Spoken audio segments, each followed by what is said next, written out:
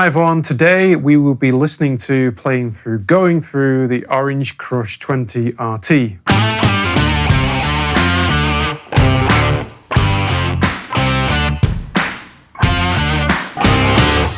First, thanks to Guitarworks in Calgary in Canada for lending me this amplifier, the Orange Crush. Check them out in the description below. The RT version builds on the Orange Crush 20, but there's a bit more going on. So it's the same 20 watt kind of line, kind of aiming at that kind of personal practice slash small rehearsal kind of market. It's all analog chain, and you can hear that in the sound. There's 2 channels, so there's lots of variation throughout. The preamp, we've got 4 gain stages. We've got a dirty and a clean channel. They're very clear gain stages, similar to the other Orange amps that are around. We can do good cleans, good blues with a classic Orange crunch, right up to in-your-face punchy rock to like a high gain metal kind of distortion. 3-band EQ, very versatile, but isn't pushing the limit, so you don't get anything that sounds terrible. It's not giving you too much free roam that you mess everything up. We've got a built-in onboard reverb, of course, but that's what the R is for in the 20RT. Integrated tuner, a chromatic tuner, so lets you know when things are in and out of tune. Perfect for a little practice amp. I don't know how useful that is nowadays when we've got little clip-on tuners and other tuners in the signal chain, but there's probably no extra effort really to put them in, but it's not much of a selling point for me. We have a foot switch on it as well. I've not got that connected today, but we can either use this little switch on the top to get between clean and the dirty. We can plug in the switch at the back. The speaker in it is a neat little 8-inch Voice of the World speaker. This is a classic kind of Orange speaker that they used. I'm not quite sure which one it is. It's probably based on another speaker manufacturers and kind of tweaked, but it's surprisingly good sound out of this tiny little 8-inch speaker. We've got an aux input here for you to put backing tracks in there. I don't tend to use that much, but some people will like to have the convenience of plugging your phone straight in, so that takes the standard 3.5mm jack in there. We have the built-in onboard reverb here, which is a nice kind of range from just a faint bit of room sound all the way to kind of a sweeping.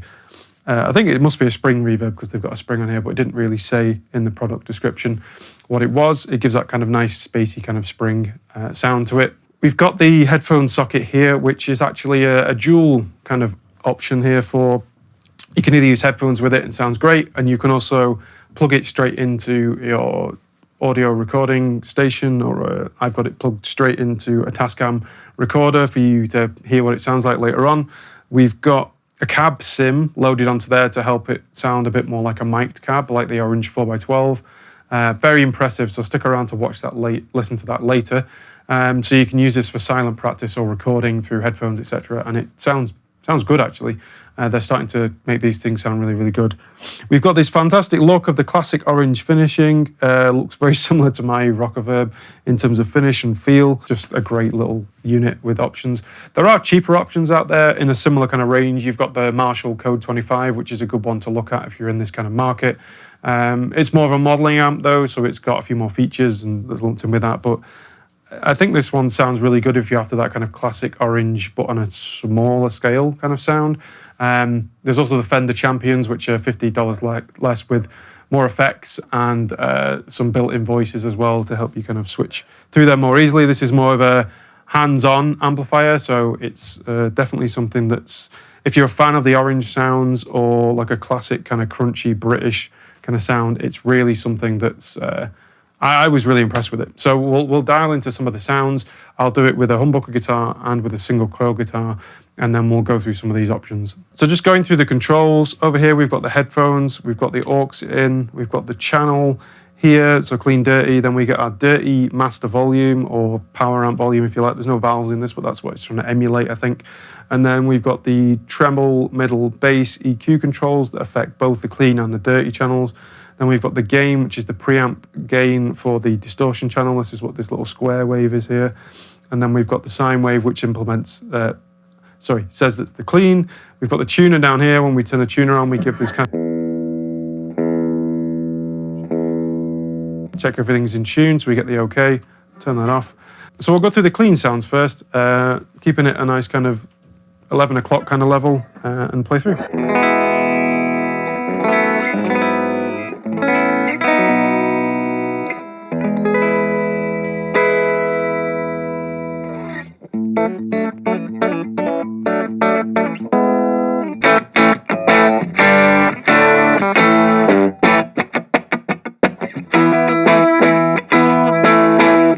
So we'll tweak some of the EQ settings here just to give you a range of what's going on. I like to back the treble off on the orange amps, push the mids and push the bass a little bit.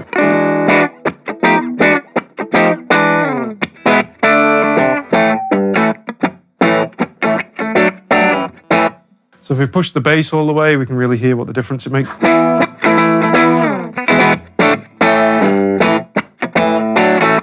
It's not that involved in terms of how much it's doing it. We can cut the bass. It just takes that kind of low end presence out, but I like the way it does that and it's not giving you too boomy of a sound. Push the middle a bit. Gives that kind of more focused, kind of honky kind of noise, but not too crazy. And then we can tweak the treble up as well.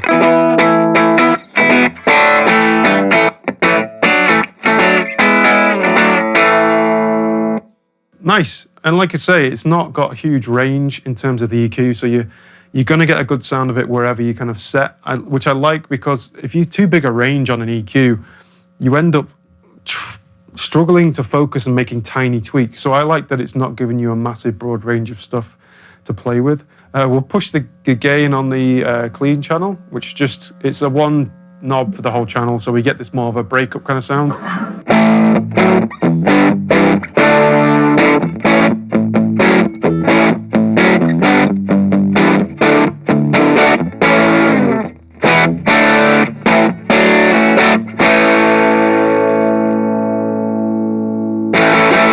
That's a very usable crunch sound, just with a tweak of the knob there. We can crank it up even higher to get more of a blown out kind of sound.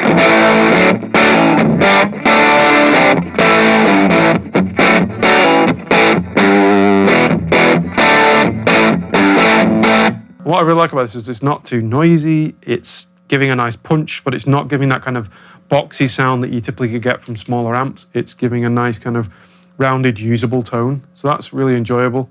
So for the dirty channel, we'll keep the volume like 11 o'clock, and then the gain will keep low down, and we'll kind of take it through the gain stages so you can hear what's going on there.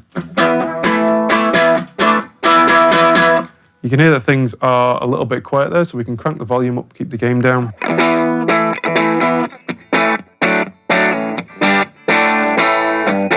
Giving you a bit more of a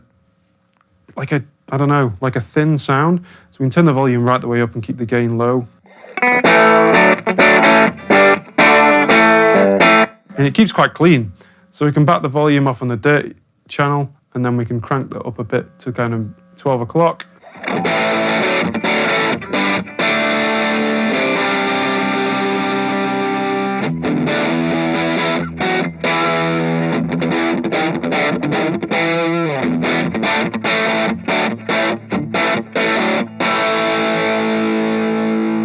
Get into more of that crunchy sound, push the main volume a bit.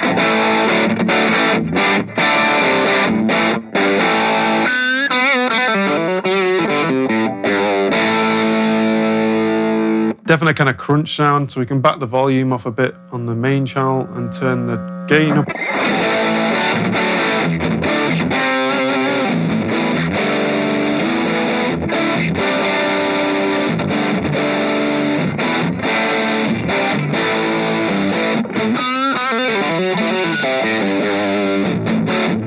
So we're getting that nice kind of honk, push the mids a bit, turn the bass down a bit, cut the treble a bit, and we can really start to get that crank things up really loud.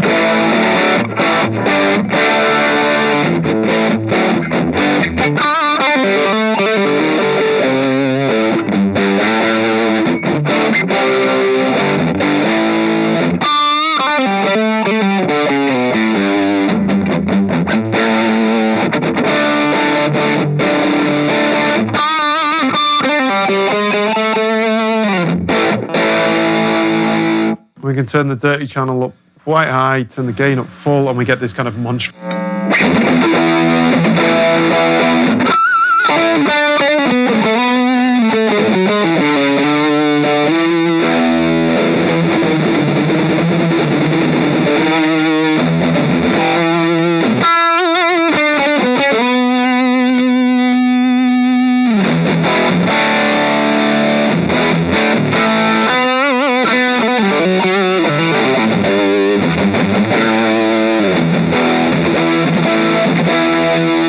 I know, it's really nice. It's like usable. It's a solo kind of tone. It gives you that kind of nice overtones that you get. The feedback makes sense. Like, it's all very sensible. Like, it makes sense, and I enjoy the sound of it. So what we can do now is we'll plug in the headphone amp, and we'll give you a run through of some of the sounds on this guitar, and then we'll do some quick demos on the single coil. Okay, let's do clean.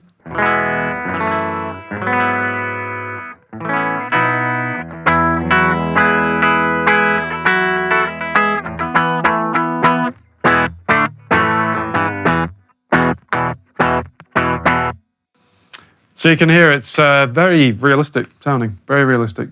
So we'll switch over to the dirty now, turn the gain back a little bit.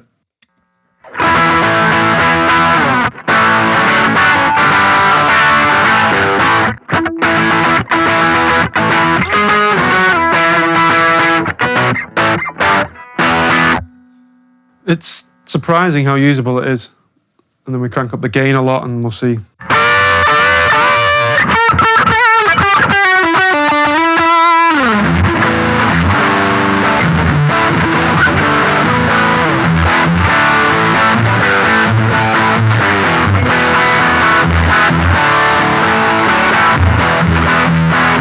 While we're here, turn on the reverb a little bit, turn the gain back down again.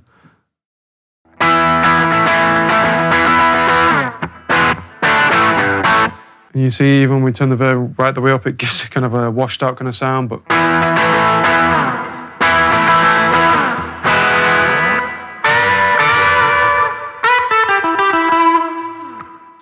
cool. So all right, we'll switch back to the speaker and just play a bit more with that reverb. So we'll do the clean reverb first.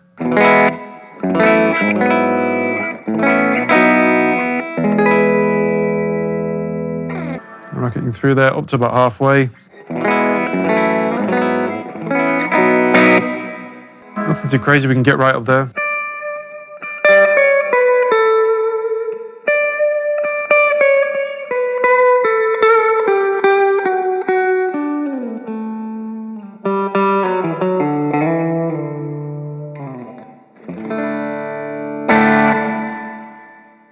Go through the dirty channel now.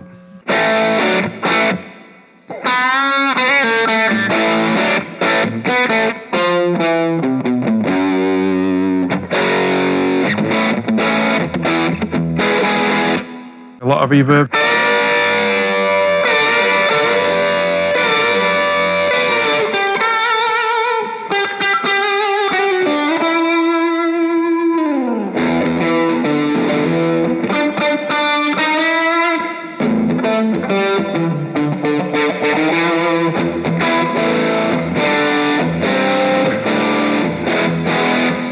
Okay, so I thought I'd do a well-rounded review here and do some single coil on the amp as well, just for those people that don't have a humbucking guitar, just to give you an idea what it sounds like. So we'll do the clean sound first on the bridge pickup.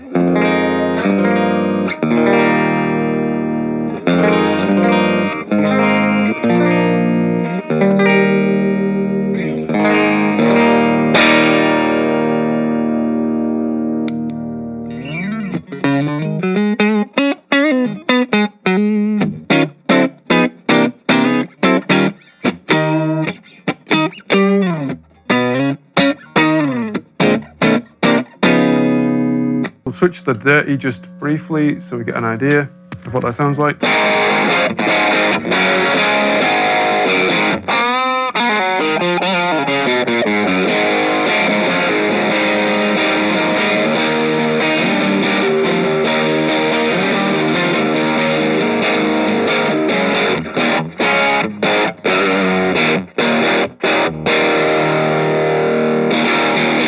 Awesome sound, we can push it a bit more.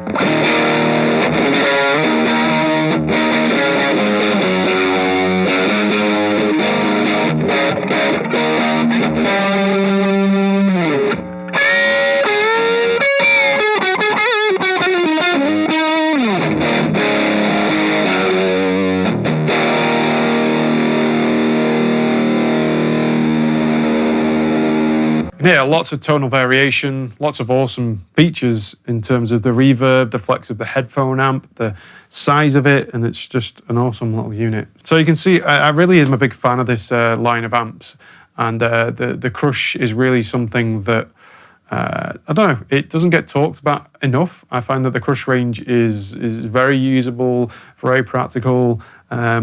You're paying, you know, a little bit extra for this kind of finishing that you get on the orange amp to just make it look a little bit more like the rest of the range, which I like. I think if you're going to buy something, make it look good. You know, some of these amps can look a bit cheap looking, but this one looks like they've really spent the money to really, you know, make it look like the rest of the range. Same hardware that's on the other amp, so it's really nice to see. So yeah. Hope you enjoyed this. Please drop a like and hit subscribe if you haven't already. If you have, thank you so much. And I will see you next time.